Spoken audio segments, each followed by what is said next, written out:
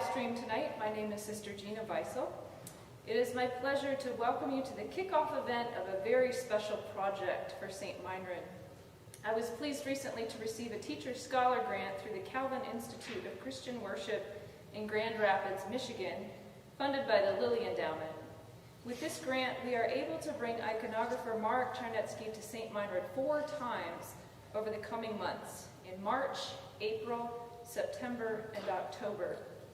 Each week that he is here, he will be working on icons that ultimately will become part of a new portable iconostasis to be used for Byzantine liturgies in the St. Thomas Aquinas Chapel. These icons are being created with this particular community in mind, and it is our hope that students, faculty, and others can learn about the process of creating this kind of church art and the way that it draws us into worship. This week you will find Marek and me sometimes working in a corner in the Newman dining room. Please stop by often. In seeing the process as it unfolds, I hope we all can gain a sense of ownership of these particular pieces that will become part of our liturgical life. As another part of the grant, Father Dennis and I also will be spending a week of tutorial time with Marek at his studio in Connecticut in the summer. We hope to continue to learn things that we can share with the rest of you. Each week that Marek is here, he will be offering an evening lecture on some topic related to iconography.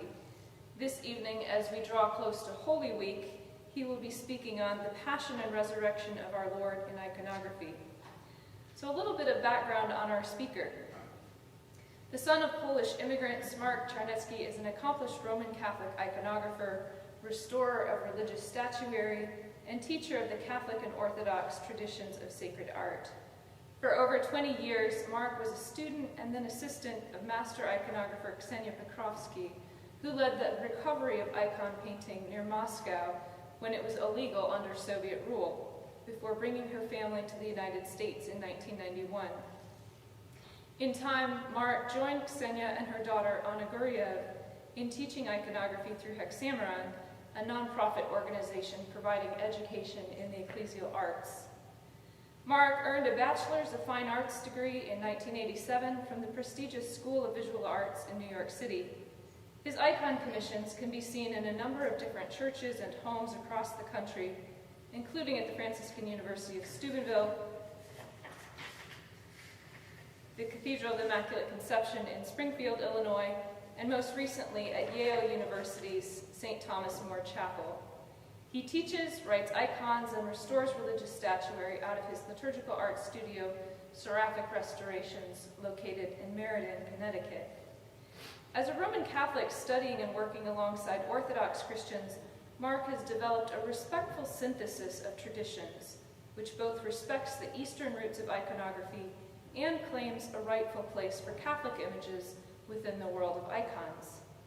Beyond the quality of his own work, Marek has a great gift for communicating the theology and practice of painting icons and explaining the role of the arts in Christianity more broadly.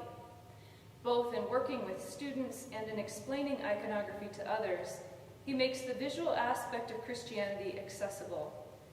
He is a consultant for the Knights of Columbus Museum in New Haven, Connecticut, and gave a series of 6 lectures for their 2015 exhibit, Windows into Heaven, Russian Icons. He proposed, facilitated, and helped translate into English Irina Yazikova's book, Hidden and Triumphant, The Underground Struggle to Save Russian Iconography, the only book published about the history of 20th century Russian iconography. He authored the Painter's Manual used for Hexameron's 6 Days of Creation icon painting workshops, explaining the technique and teaching of Ksenia Petrovsky. Marek has given interviews and written articles for a number of different newspapers and magazines of the secular and religious press. Besides working in church art, Marek is a community scholar for the Polish immigrant community. He was featured as a narrator in the public television documentary Polish Life in Our Valley, which won the 2004 PBS Best Documentary Award. He was awarded the 2005 Polish American Historical Association's Creative Arts Award. He also has lectured on sacramental art in American immigrant parishes at the National Convention of the National Folklore Society in Rochester, New York. He has curated various exhibitions about Polish life and popular Catholic art. Marek has received various honors, including the National Council for Polish Culture's Jan de Rosen Artistic Achievement Award. In 2000, he was awarded the Southern New England Traditional Arts Apprenticeship Award, funded by the National Endowment for the Arts, to continue study under Pokrovsky. Twice he has been awarded the Connecticut Commission on the Arts Painting Fellowship. In 2006, he received the Polish American Historical Society's Outstanding Achievement Award in recognition for the restoration and study work that he has done for Polish American parishes. Marek Czarnecki has provided a great gift to the Catholic and Orthodox churches in the world, helping make Christian art more accessible and meaningful in our time. In his long-time collaboration with Ksenia Pokrovsky and Anna Guriev, he has modeled grassroots ecumenism with humility and wit, providing an example of how those of different religious traditions can work together with respect and love. In divisive times, his loving service to religion and the arts is a sign of unity and peace sorely needed today. Please join me in welcoming Marek Czarnecki.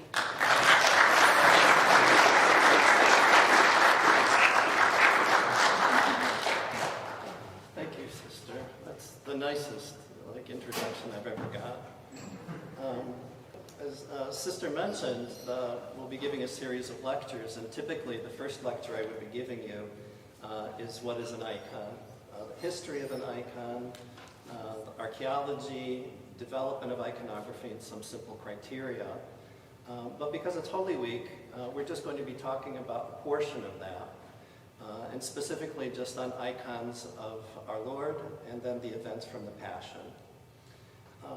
Icons occupy an absolutely singular place within the spectrum of religious art.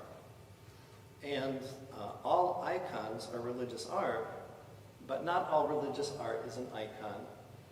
And I'll be talking a little bit about how we can differentiate them, but I also want to make it clear that I'm not creating a dichotomy, and I'm not creating any conflict, that they are complementary, just that they fulfill different roles. But having said that, icons have a potential for expressing what we as Christians believe is reality in ways that other Christian arts haven't and can't. I want to start by showing you an example of remarkable religious art. This is, hands down, one of the most important works of Christian art ever made. And it was painted in the 16th century by the German artist Matthias Grunewald. I also wanted to show it to you because it's oftentimes one of the most criticized and demonized works of art. Grunewald, this painting is a remarkable act of compassion, and I'm very impressed by how it's not just used as a decorative or didactic work of art, but actually as a tool, basically as medicine. This religious painting is oftentimes criticized for the way that Christ's sufferings are shown so excessively, that it's really too much. When I know that probably historically it was even worse than this. But if we understand the context for which this crucifix was painted, it really fills me with a sense of awe. And will help us understand the difference between religious art and icons. The original context for this painting was a hospice for people with incurable skin diseases, people whom the world thought were monsters. And there was no medicine, there was no antibiotics. Nobody understood the circulation of blood or even how you contracted this disease. And not only that, they weren't even guaranteed happy death because their suffering was so painful. And this altarpiece stood at the end of a hospital ward and was created to help the people who were suffering. And what Grunewald did is he painted all of their diseases, all of their suffering, on this monumental crucifix. Like most Western religious art, what we see is like looking onto a stage. That it's like a tableau, because it's painted very illusionistically with depth and a horizon line. We feel like we could walk into that space, or those figures can walk out into our space. And that's one of the definitions of what religious art is. Typically, religious art shows us how these holy events happened here in our world, on this plane. Iconography has found a way to show what we as Christians believe is reality, both body and soul, matter and spirit. Most religious art just shows us matter, and that's also why Grunwald's Crucifixion has been so harshly criticized, because it seems like it's a very nihilistic image. And I would agree with those people that say that he fetishized violence and created a grotesque, except this isn't the end of this painting. And you can see split down the middle of this painting is a seam. And this is actually hinged, and these open up to reveal this remarkable inside. And what we have is on one side the Annunciation, and in the middle a vision of paradise, of the Mother of God playing and cuddling with the Christ child. And I can't help when I look at this but think about how healthy that child's skin is. And then on the other side, I would say, and please challenge my superlative, the most remarkable resurrection ever painted. And what we see is Jesus, again, we're witnesses in that three-dimensional space of Jesus rising from his grave, and it looks like he's in the middle of an atomic bomb blast, and surrounded by light on all sides. If this is all that was there, I would agree with those critics. If this is all those dying people saw at the end of their life, I would say there's something odd here. But this is the last thing that they saw before they passed away, was this radiant face of Christ. And how do you give meaning to senseless suffering? It fulfills that passage that St. Paul said, if we suffer with Christ, we'll rise with him. And they could look up and see an image of God that was just as wounded and hurt as they were, but also offered that promise of not happiness in this world, but in eternity. Icons, when we look at an icon, we see that physical reality. But in an icon, what Grunwald had to paint on two different pieces of wood, we put it into one image. And when we look at an icon of Christ, we see his real human portrait. How we arrived at this human portrait is the subject for another 8 or 9 lectures. But this is what we agree on historically, that one historical human being looked like. And you can see that it's different than a photograph or an illusionistic painting. But an icon never breaks with reality. It never abstracts the form. It's very grounded in physical reality, but it shows how that physical reality is penetrated with the spirit. This is an icon I picked especially for its clarity in that respect. It's an 18th century icon of Jesus, and again we see that same recognizable human portrait. And that's that 100% that we understand is human, what we can see with our physical eyes, what Grunwald painted in that crucifixion. But that other 100% of his divinity, frankly, we can't depict, that invisible reality. And I like to say that we have to lapse into a language of signs and symbols to point to that invisible reality, but we cannot actually depict it. And on top of this portrait of Jesus, we've superimposed some signs and symbols. The easiest to see is the halo around his head with that 3-bar cross, with the 3 Greek characters that are the abbreviation for the sentence, I am who am, right? How God named himself to Moses. And just by putting that very simple semantic sign around his head, we point to what he himself said, I and the Father are one, or before the world began, I am. But other than that, what I love about this icon is the background is gold. Iconographers don't use gold to make their icons more materialistic. It is the most accurate symbolic word we have for that space of eternity. And we're not just trying to make an image of how things historically happened once in time, but how somebody or something exists in that perspective of eternity. And to show that timeless space, first we create that field of light. And you don't need to use gold, but that background has to look like that figure is bathed in light. That light is coming through them. Right? Grunwald's Crucifixion was very dim, and light was coming from the front. In this school of iconography, not only did they use gold for the background, but all of the form of the body was also painted with gold. So it feels like that, what we do call uncreated light, or that light of the transfiguration that is bathing him from behind is actually coming and shining through him, like the soul shining through the body. There are other things that make this look different than a photograph. Every icon has some form of idealization in it that's usually related to whatever culture it comes from. It's also, everything is put in a special sense of order.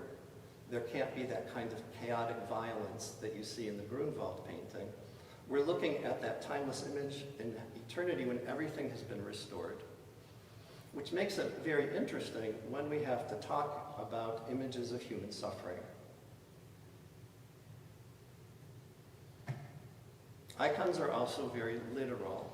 You can only make an icon of something that really existed, of an event or a person.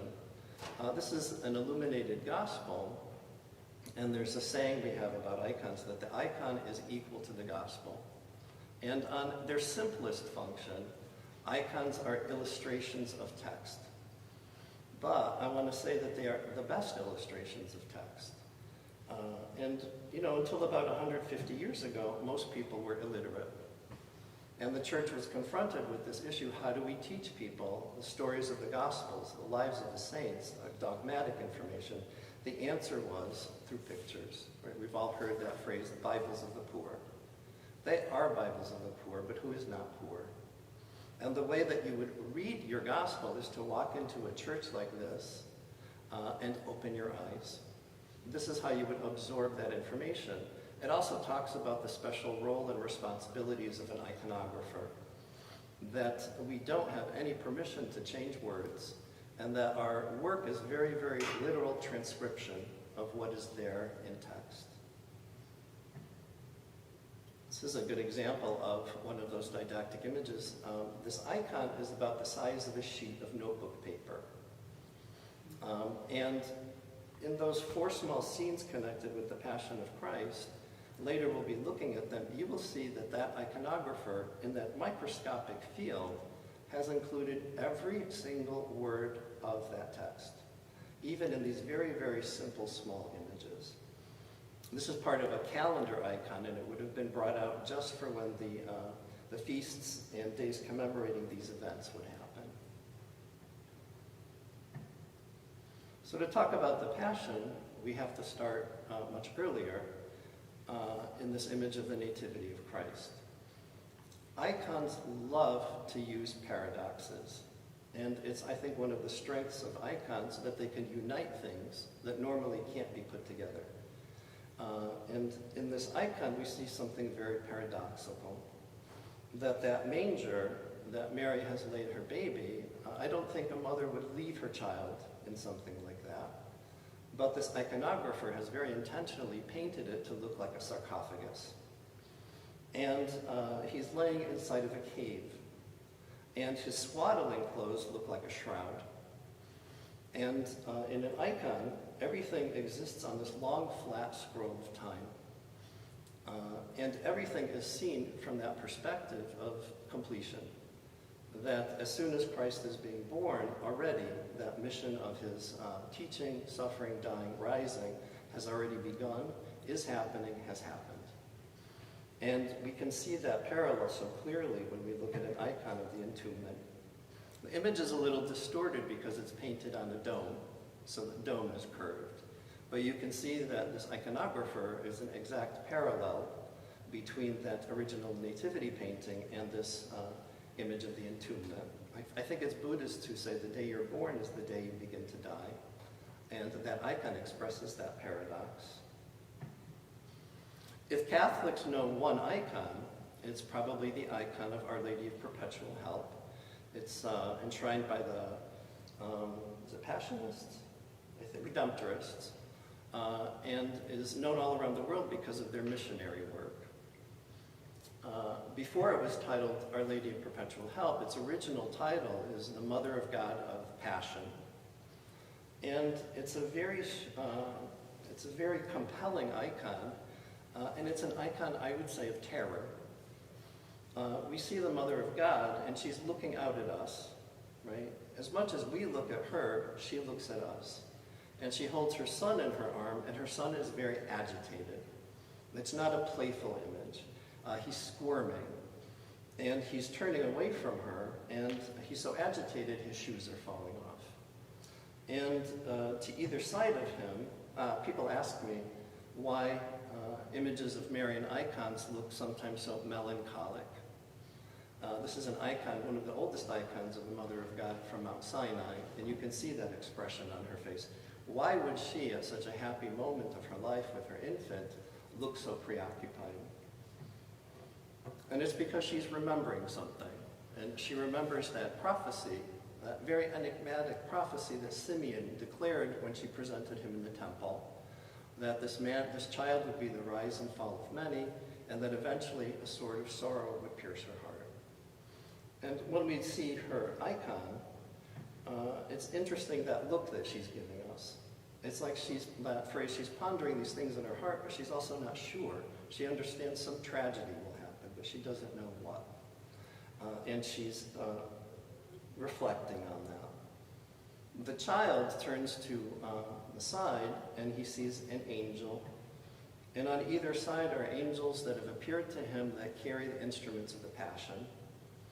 And oftentimes there's a text that goes with this that says, it's a hymn to the Mother of God. The angel Gabriel, who once appeared to you to say, rejoice, now appears to God clothed in human form to show him the dreadful instruments of his death.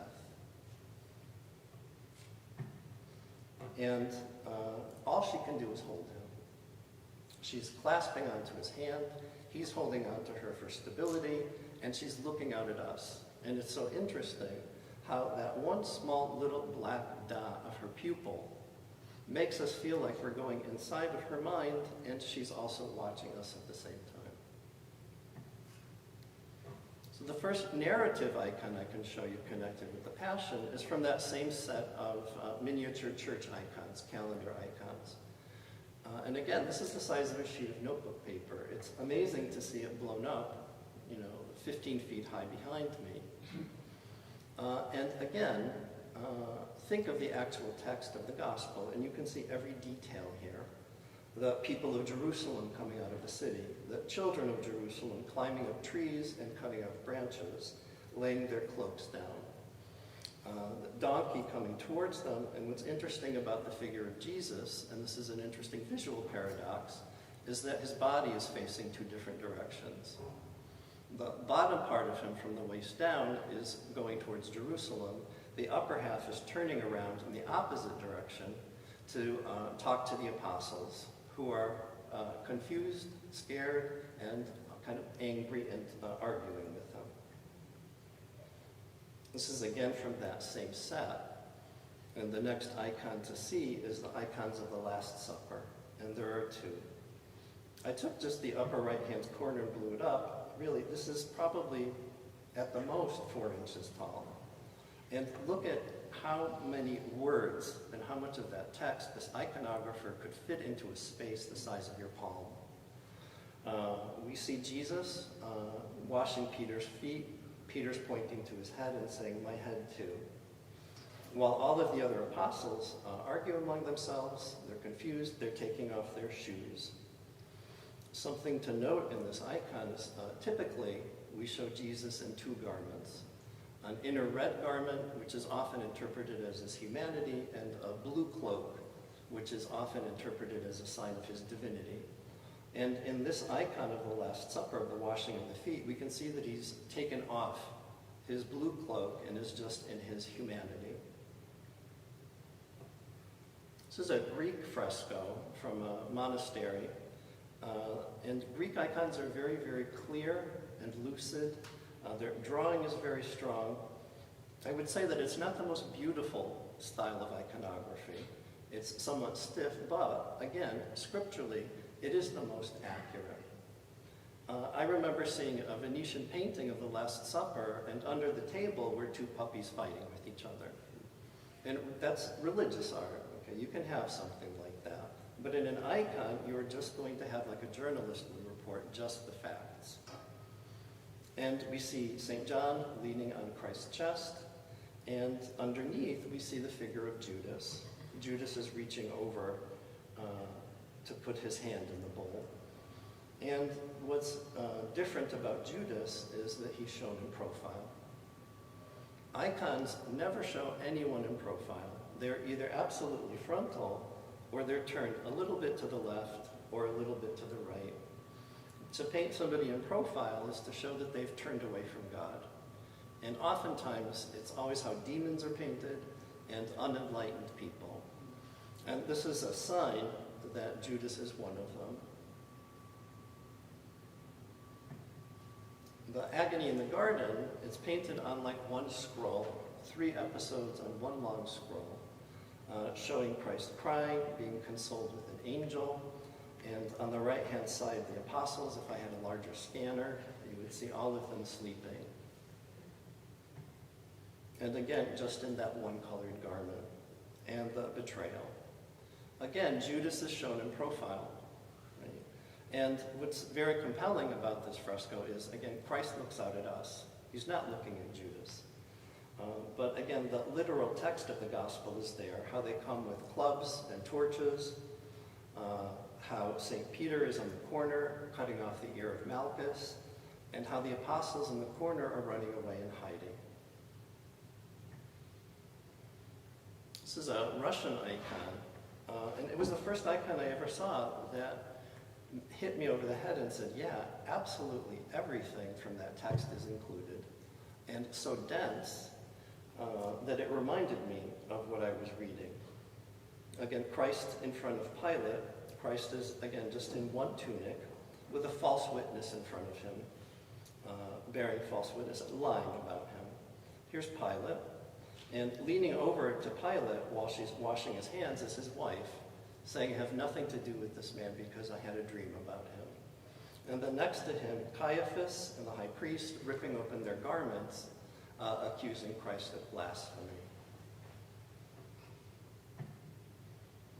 And the repentant Judas. Again, this is an earlier Byzantine manuscript showing exact parallel between the image and the text, and very easy to understand. That's one of the most important things about an icon, that icons should be open and understandable.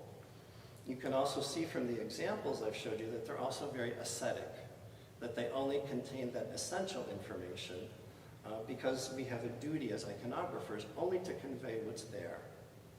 And on the other side, the suicide of Judas. It's the mocking of Christ. And again, a very strange way to show it. Jesus is in the center, and it's very different from a lot of the penitential art you'll see in Mexico or in Spain. It's strange, everyone around him is so busy, but he's absolutely quiet and composed. This is the way that we always paint images and depict images of martyrs. And the person who's being martyred or killed is not the victim. They're the victor. It's the people around them, the people making the chaos, are the ones who are the victims. And in the middle of all of the tumult, you see him just standing there and looking at us. That central image of Christ at the mocking has been isolated and becomes its own autonomous icon. It's called, very paradoxically and very ironically, I want to say, the icon of the bridegroom. This is an icon that you would not find in a church all year round, but something that would just be brought out for Holy Week. There's a special service called the Bridegroom Vespers. But what kind of bridegroom is half naked, wounded, and wearing this bizarre crown? It's very paradoxical. In the Catholic Church, we would call this image the Ecce Homo, behold the man. But here it's the bridegroom. And the icon of the carrying of the cross. In the Eastern Orthodox Church, there's no such thing as a devotion to the Stations of the Cross, or or that kind of devotion to the Passion. It's very common in Catholic saints. Because everything points to the resurrection. I know that in my parish, they've added a 15th station so that it always ends with the resurrection in front of the altar. And there's never a loss of that imminent, glorious event, even in the middle of suffering. I think of it as like traumatic things that have happened. We look back on them, and they're just bad memories right now, and we lived through them. And in this icon, we see Christ again in just that one garment, showing his human side. Behind him, the women of Jerusalem, soldiers leading him out, Simon of Cyrene carrying a cross, and then the two other thieves that are going to be crucified on either side of him. I've only seen this icon once, and it was in a museum in Russia. It's very interesting. It's the Erection of the Cross, and the icon of the Crucifixion. What's interesting in icons of the Crucifixion is that Christ walks up onto the cross himself. And again, you can see the historical information outside of the city walls of Jerusalem, the people who have come to mock him on both sides. And a very classical Cretan icon of the Crucifixion. Very, very different than the Grunwald crucifixion that we saw before. That crucifixion is perfect for the place and people it was made for. This is a more open telling of the story, and again, told from the perspective of eternity, but because that real grief and human sorrow is part of it, that has to be depicted as well. And we see the grieving Mother of God, St. John, the angels in the sky are very, very turbulent and sobbing. And on the cross, a very suffering but composed Jesus. I want to digress a little bit about that iconography of the crucifixion and look at some of the earliest images that Christians made of the crucifixion. And what's surprising is there are almost none. In the first 300 years of Christianity, it was a criminal offense. Literally, you were an underground community, and the church didn't have the freedom to make its own art, to express its own gospel stories. It was only after Constantine made it a legal religion that that process began to be crystallized. And we'll find some intuitive expressions of those stories, but not very much. Mostly what's left from those early Christian communities are just graffiti. The earliest crucifixion scene we have actually isn't a crucifixion, but a parody of the crucifixion. And this was found in an old army barracks, and it's one Roman soldier making fun of his friend, and it says, "This is the God that my friend Alexinos worships." And on a cross, we see a body with a donkey's head. It was a common slander that people said about Christians is that they worshiped a God with a donkey's head. But what I find fascinating about this, if an illiterate slave is making a parody of an image, that image must already exist somewhere. He must have something, some sort of type to make fun of. It's just that we have not been able to find those earliest representations. One of the reasons is because problem in the church's understanding of the appropriateness of images. Well, that lasted until the 8th century, called Iconoclasm. It was a movement that was so aggressive and so successful that most of Christian art was destroyed. We still have some scraps before the 7th century, but they're very, very difficult to find. And perhaps those earliest depictions of the crucifixion were also obliterated. But it was some subject that even the later Christian artists approached with some kind of trepidation. And they would not want to think of the crucifix or the cross as a symbol of their movement. They preferred to the empty tomb or the gospel itself, not the thing that assassinated their Savior. And that memory and knowledge of what a crucifixion was so gruesome and so grisly. Why would you want to make an image of it? And why would you want to use it to represent this movement? It was only in time, as a theology of Jesus evolved, and those events became told and retold, that it became necessary to make images of the crucifixion. This is one of the earliest images that we still have historically of the crucifixion. And again, there must be other ones, but archaeologically we haven't discovered them. And you can see that it looks like he's just standing in front of a framework. It doesn't even look like the cross. It was such an item of stigma. You know, it would be like people who follow Gandhi worshiping or venerating the gun that killed him. It would have been that bizarre for them to have wanted to use the cross to symbolize their movement. And this is an example of the turn of that, where the cross itself became that very celebrated image of victory instead of defeat. And some very, very early examples of scenes of the Passion, you know, wherever Christianity settled, it used that ideal art of whatever pagan culture it was a part of. And you can see the connection between this and Roman sculpture. And one of the earliest images we have of the crucifixion is kept at Mount Sinai.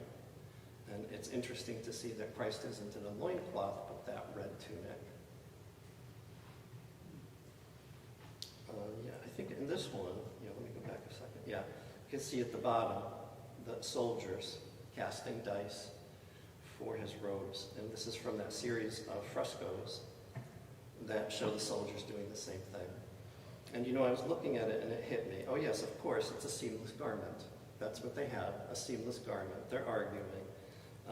One of the soldiers is in profile, and they can't rip it apart. They're going to have to gamble to see who wins it. Every single passage and sentence from that scripture is encompassed in this little depiction. And very paradoxical, on every image of the crucifixion, at the top of it is always written, King of Glory. And the image of Christ is suffering, but the suffering is very restrained. And underneath the cross, it was on that Cretan icon, the earth is opening up, and inside is the skull of Adam. And usually the blood comes off of his feet and onto the skull, because it was a popular tradition that the crucifixion happened on the site of the Garden of Eden. And that's where Adam's bones were buried. Also, what I wanted to point out in this crucifixion is oftentimes people ask me about that particular shape of the three-barred Orthodox cross. And it's from, you can see in the general shape of this cross, from the inscription at the top, the bar across the center for his arms, and the footrest. And then I love this one on the left. It's Saint, we call him Saint Dismas, the good thief. And it's the soldier breaking his legs with a stick. And we can see behind him an angel carrying his soul as an infant into paradise. The good thief is commemorated in every divine liturgy. And his icon became its own autonomous image. And he's dressed in the same loincloth that Jesus was when they were crucified. And what's really interesting, it's the only icon where the saint is always painted in the Garden of Paradise, because Christ promised him, today you will be in paradise with me. And that's just a devotional icon to him. And this is a detail from an icon of the Last Judgment. And on the left side here, we see the patriarchs, Abraham, Isaac, and Jacob. Over here on the right side, we see the Mother of God in a throne, surrounded by angels, and then in between them, the thief has snuck in. And he is on the same level and par as all of the other saints in paradise because of his act of repentance.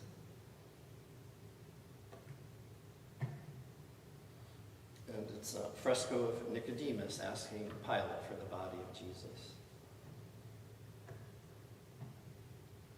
And the removal from the cross. And again, real human grief is shown, but there's a certain restraint to it.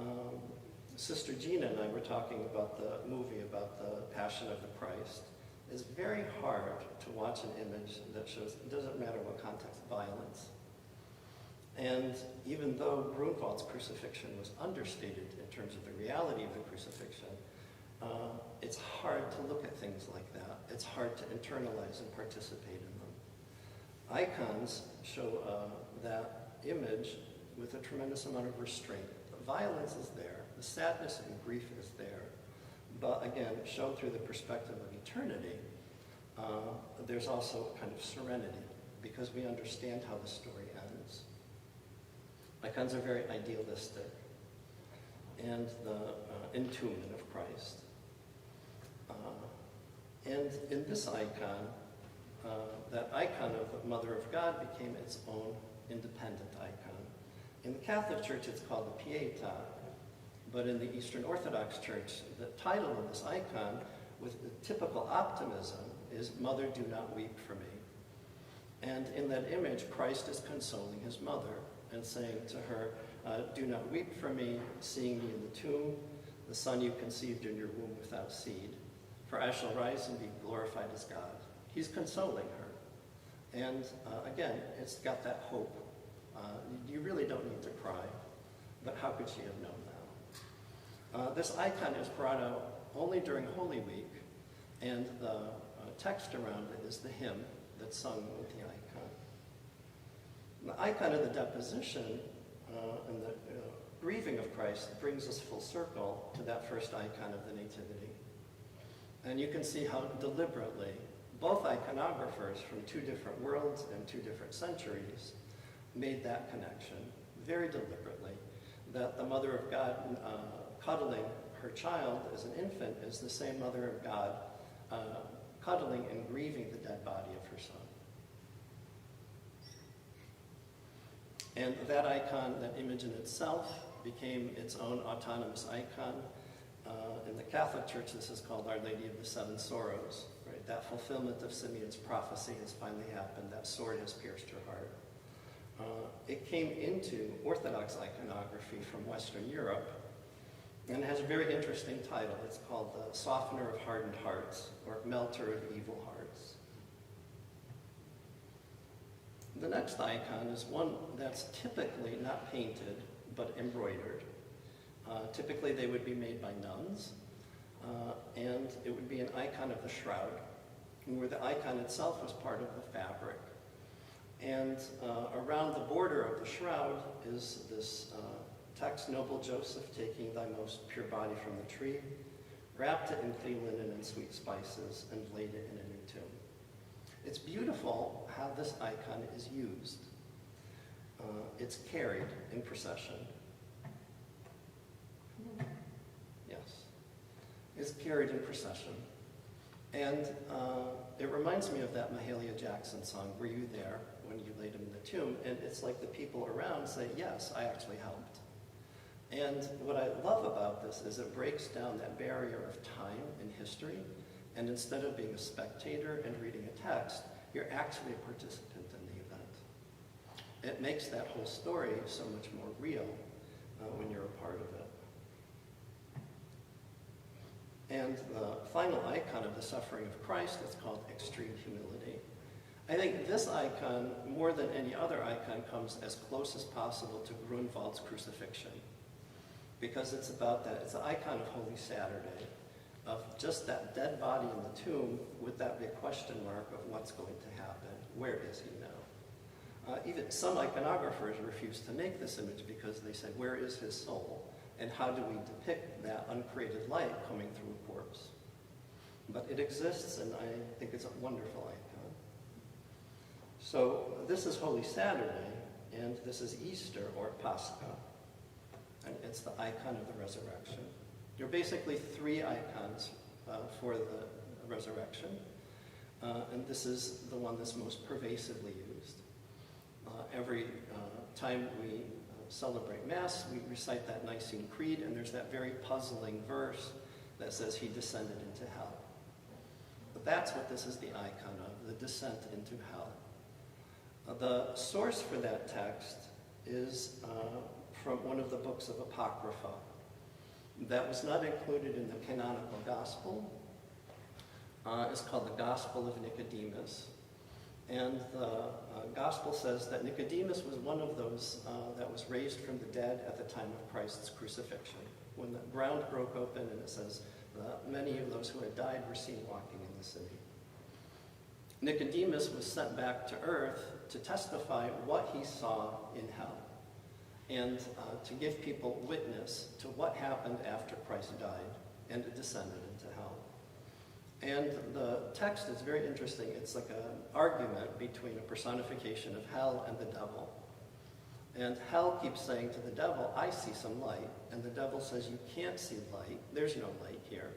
And that light gets brighter and brighter and brighter until the gates of hell are smashed. And that's what we see under Christ's feet, are those shattered gates of hell, right here. And on either side, he grabs Adam and Eve out of their graves. And this past Sunday, at Mass, all I could think of was this icon because of the readings we had.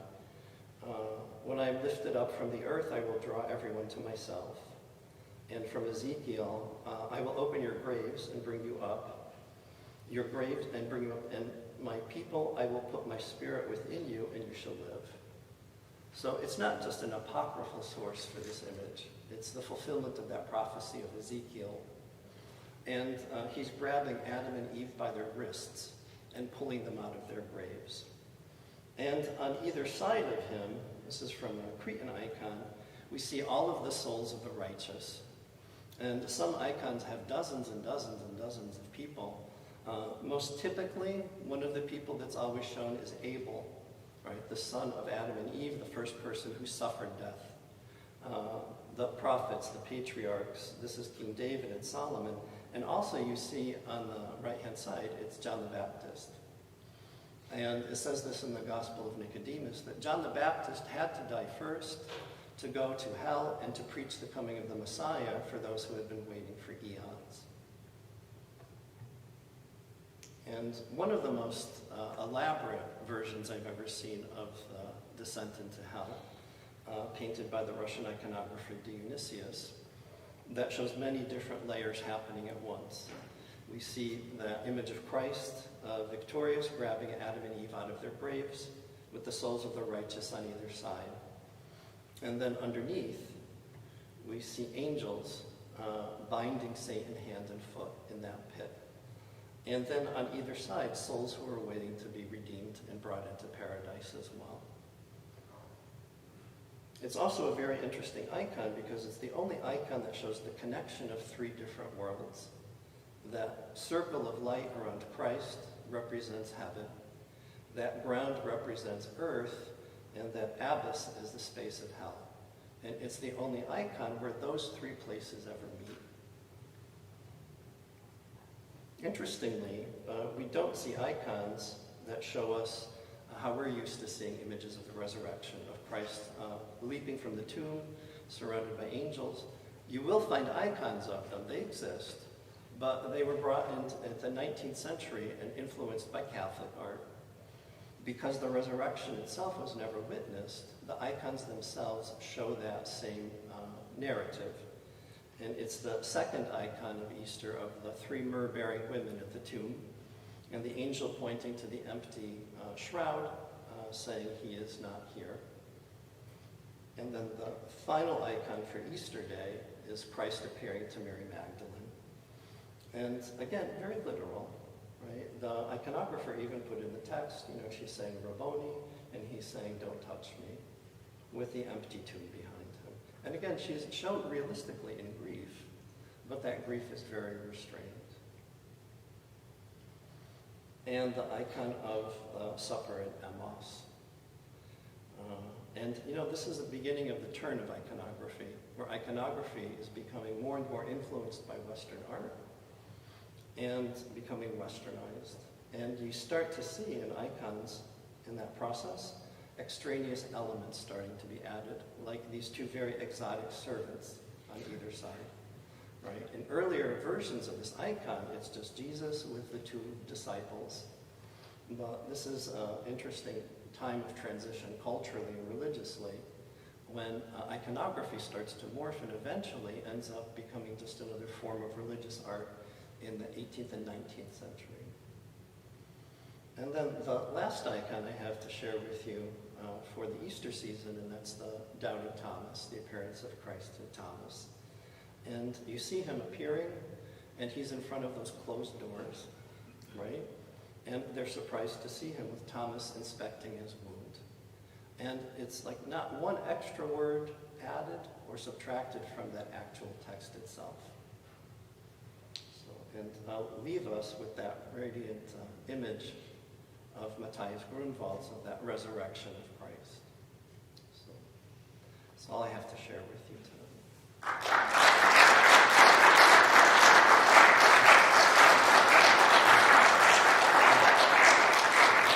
I'm willing to stand here and argue with you.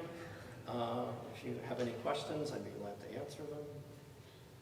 Observations, puzzling thoughts, disagreements, yes? With the icon of those two angels binding the devil, were there names next to the name? There could, he's asking if there were, if that icon was labeled with names of the angels. I'd have to look at it again.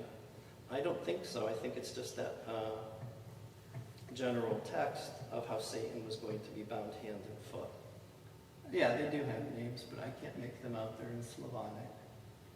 I know that the other devils represent different sins and vices, and inside that mandorla of Christ, all of the angels are holding spears, and they're stabbing a demon. Each angel is stabbing a demon. It's a very, very sophisticated and complicated composition. So, yes, Father? Could you tell us something about the years of composition? What years are we talking about? I think the earliest, well, I showed you some of that Crucifixion, and there's some contemporary icons in here. And there's a historical consistency. As iconographers, we copy and reuse prototypes that actually go back to the catacombs. Part of it is because we have a responsibility to convey that literal text. Part of it is a gesture of humility, knowing that there are people who are smarter and better, who have understood this, and it's part of the practice of every iconographer. Even if your work takes you to composing new images, it's like playing music. You have to play everybody else's music. It's a fascinating thing to take just one subject and watch how it's painted and repainted over 1,500 years. But my iconography teacher always said that a copy of an icon is always a new icon, even if it's very, very close. It's always something new. That first icon, the date, once again, was The earliest image is that graffiti of the crucifixion, that parody. Right. What was the date on that? The 2nd century. You're not going to let me off this easy. Yes? What has been, since you mentioned, as you move closer to the 18th and 19th century, iconography takes on a Western type of influence, Yes. Catholic type of influence. Yes. What has been the reception of that from Eastern Orthodox believers as they see this kind of influence of the West upon the East, and especially with regards to iconography? It was accepted. It was accepted. It wasn't just a shift in style. It was an entire change in the world. And the first problem, the first catastrophe was the fall of Constantinople. And imagine the Catholic Church without Rome. It's like that heart was torn out and gone. Those iconographers traveled into those provincial countries, but those provincial schools started developing their own way because there was nothing universal to create a standard and to create criteria.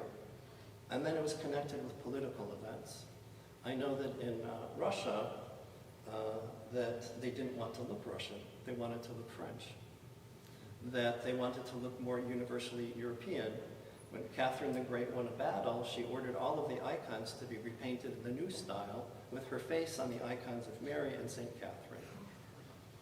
But it was a loss of something deeper, and that was the spiritual vision that created the icon itself.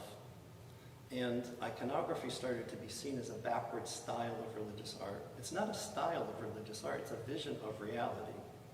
And they lost that sense to it. So there's a lot of interesting other phenomena, historical, cultural, that fed into it. And by the 19th century, if you go to St. Petersburg, They all look like beautiful French basilicas.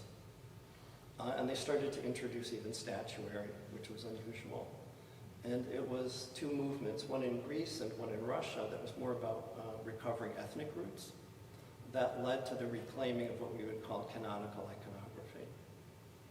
But basically, it was kind of an influence, a global change that happened that's reflected in the icons themselves. And you know, it's religious art. It's not like if you pray in front of it, nothing will happen. But it lost that very special vision that made an icon an icon. Even though in function, they function like icons, that language is missing. And again, that language isn't there as a form of style, but to open up a certain reality, an invisible reality that can't be shown in representational painting. It was kept alive by a few, I would say, very small kind of cultish groups. In Russia, they were the old believers. I don't know what they were in Greece. And in Greece, they lost because of the influence of Islam and how Islam prohibited the making of images. So,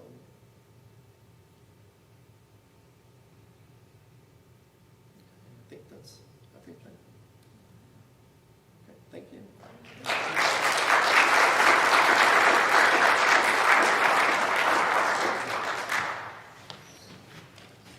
You will be around this week, so ask more questions as the week goes on if you like. Thank you.